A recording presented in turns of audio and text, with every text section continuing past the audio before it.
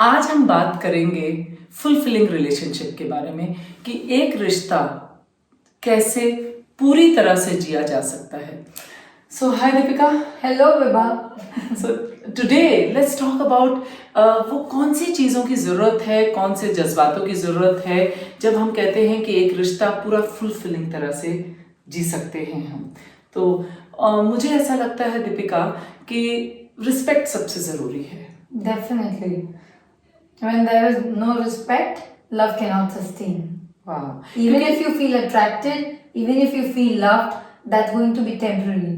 But respect sustains it all over.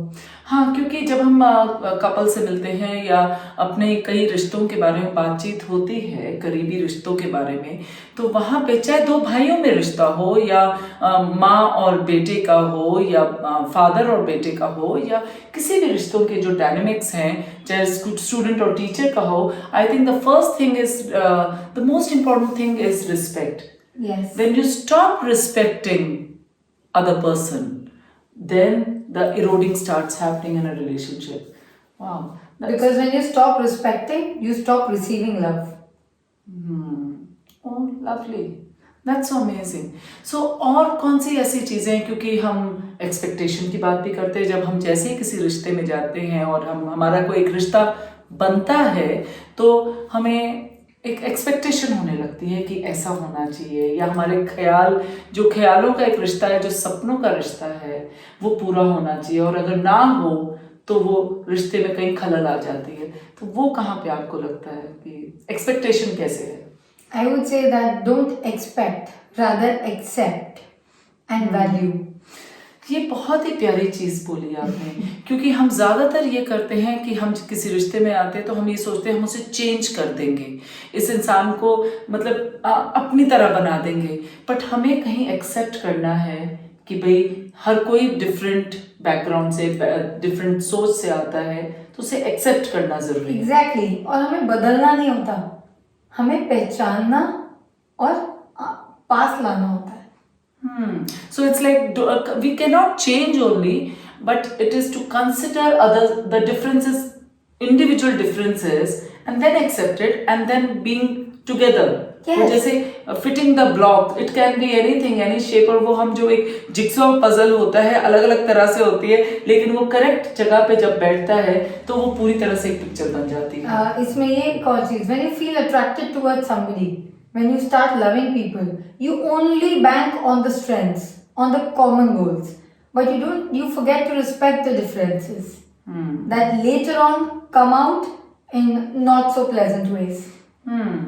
So तो वहाँ पे बाउंड्रीज की भी बात होती है कि भी आप अपनी बाउंड्रीज और दूसरे की बाउंड्रीज को भी पहचानते हैं, एक फुलफिलिंग रिश्ते में एक स्पेस और एक दूसरे का टाइम। बिकॉज किसी भी दो लोगों का रिश्ता फुलफिलिंग तब हो सकता है जब वो आपस में पूरे हों या अपने आप में पूरे हों।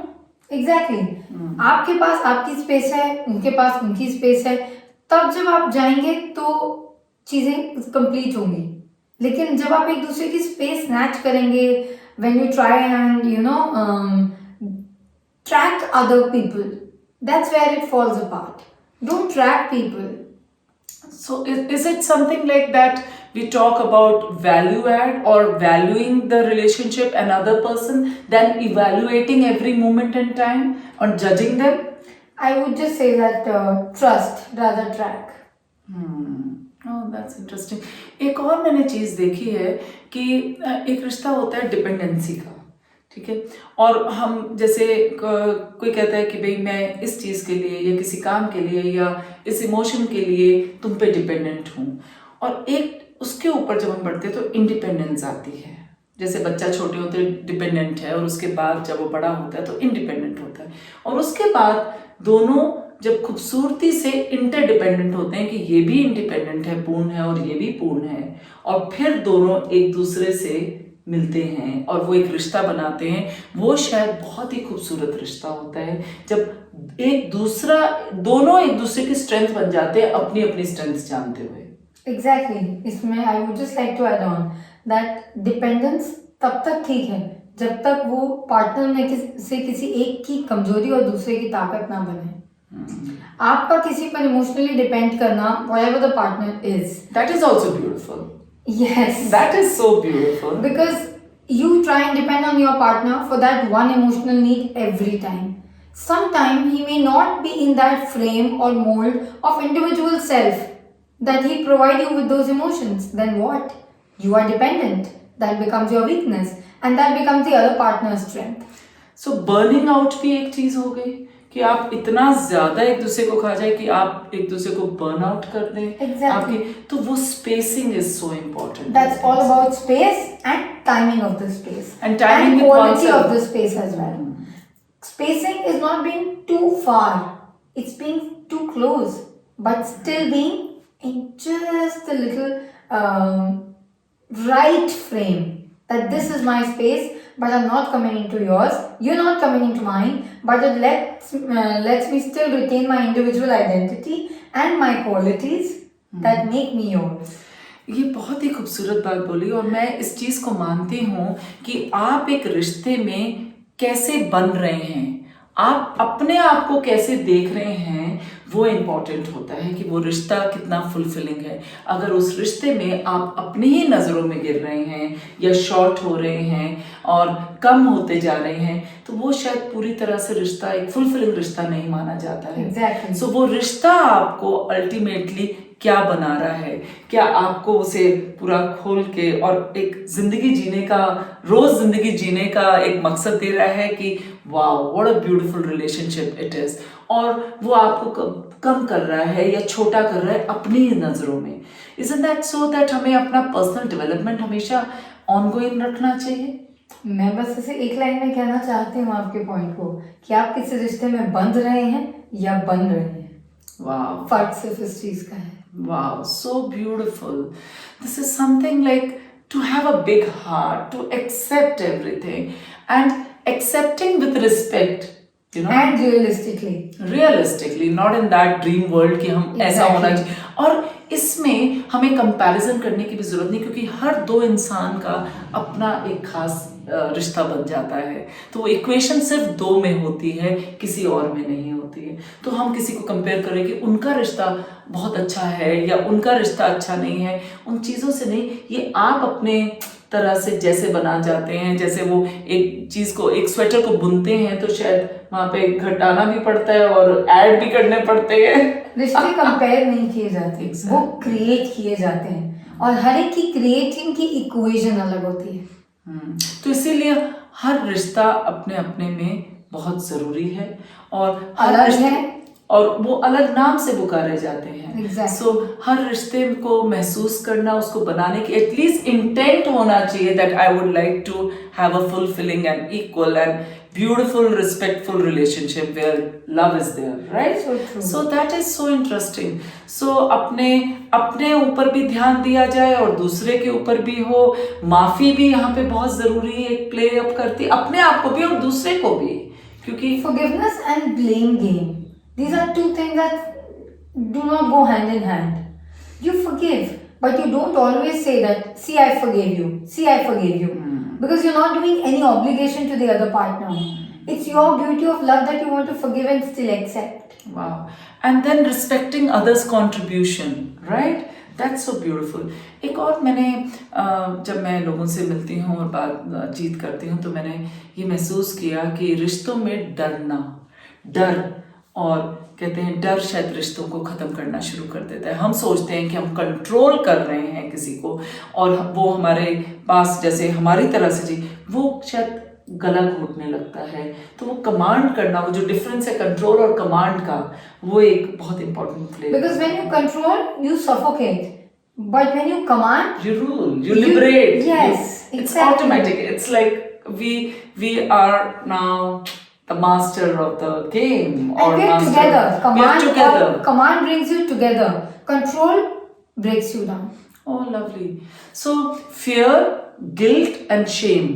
कहीं आप किसी को दूसरे को गंदा कर देते हैं या उसे गिल्टी करार कर देते हैं, तुमने ये नहीं किया तो अब जिंदगी में ये है, या बार बार याद करा देते हैं और डरा देना और उसकी गलतियों के लिए या अपनी गलतियों के साथ. ये एक रिश्ते की एक बहुत ही खूबसूरती है और इससे रिश्ता कमज़ोर भी बन सकता है अगर हमने इसे ध्यान नहीं दिया, टूट भी सकता है और बहुत खूबसूरती से दोबारा बन भी सकता है। बिल्कुल। इसकी नफासत क्या, these are the fineries of the relationship, a fulfilling relationship. And also bi-directional effort. Nothing is one direction. So it's Nothing a goes one way. So it's a transaction equal, आदान प्रदान बराबरी का, right? Exactly. Wow. कभी किसी की memories अच्छी नहीं बनी तो कोई दूसरा उसको सरप्राइज कर सकता है. You can always motivate your partner to move out of your comfort zone and explore together. Yeah. Even if the memories are not so good, it will still be a good learning as a couple. Yeah. And relation, this is तो couple की चीज, but अगर हम देखें दो दोस्तों में जो रिश्ते होते हैं तो वहां पे भी तो यही चीज है. It's all about keeping the fire of relationship alive, curiosity of knowing one another alive. Either it's two friends, either it's two lovers, it is any relationship. And even if brother you're and doing- sister, I've seen, Yes. it's so amazing. It's between two brothers, brothers, siblings, or parents and child relationship. Yes. I think that I'm looking forward to meet you. That's why they say, the family who eats together stays together. Yes. So वो वाली चीज की आपने पूरे दिन की बातें कर रहे हैं उस डिनर टेबल पे और साथ में हो रहा है, बातचीत हो रही है, गुफ्तगू हो रही है, कुछ आर्गुमेंट्स हो रही हैं, कुछ डिबेट हो रही है, एंड दैट्स सो ब्यूटीफुल. तो ये ताना बाना तो चलता रहेगा, पर फुलफिलिंग रिश्ते के लिए वाह. So respect, not comparing others, like relationship with yourself, creating boundaries, valuing oneself and others' differences, and contribution, and forgiveness. I think no fear, no shame, no guilt, and let's have a common point. And also keeping the doors of communication wide open and free from judgment. So that's the most important thing. That communication is the most, and the moment हमने देखा होगा जैसे ही हम किसी से नाराज होते हैं हम communication बंद कर देते हैं. हम सोचते हैं नहीं, let time pass. No, let's communicate. Let's be open and let's be open to listen to. So I think वो communicate करना और बातचीत करना और उसे सुनने के लिए भी क्षमता रखना. आपने बिल्कुल ठीक कहा. नाराज होते हैं तो communicate करना बंद करते हैं. रिश्ता रफ पैच पे हो तो जज करने लगते हैं, which is not done. Which is not there. So valuing it and not evaluating every time and not judging yourself or others, forgiveness, and yeah, that's so amazing. We'll be coming back with more such topics where we'll be finding ourselves, unfolding ourselves, knowing and unknowing so many things, and learning and unlearning probably. Yes, and do share with us some more secrets that you follow for your fulfilling relationships. Yes, do that, and thank you for being. Thank you.